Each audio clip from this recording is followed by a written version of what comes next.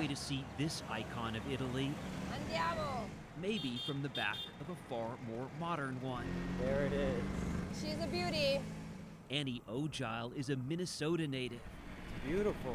Who, after a dozen years here, navigates the roads like a Roman. So now we're going back inside the walls. Thanks, of course, to her Vespa.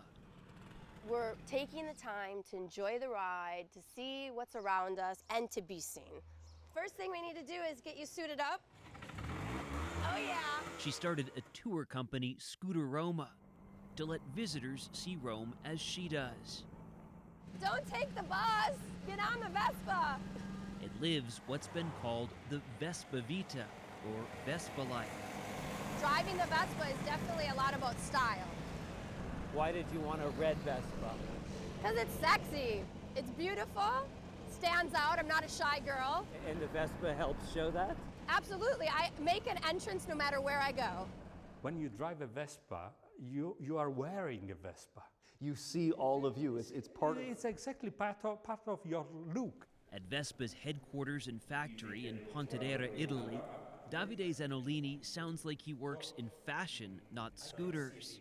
This is really the place where we create the new collections. These are all possibilities. These are possibilities. Vespas come in 12 shades today. The plan is to let future buyers customize them, choosing from about 20 colors. This light blue was one of the colors of the late 60s, beginning of the 70s. Parent company Piaggio had been manufacturing planes here through World War II.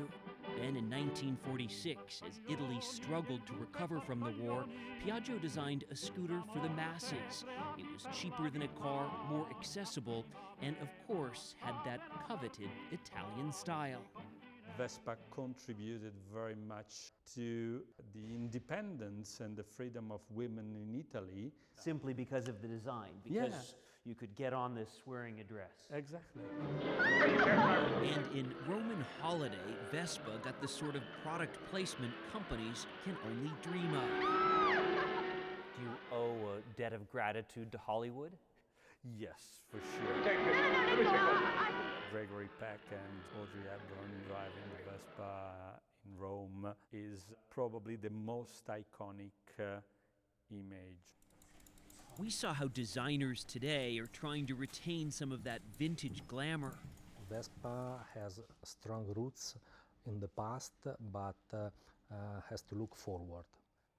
Marco Lambri is Vespa's chief designer. He explained how they worked to find the right balance to move this heritage brand into the future.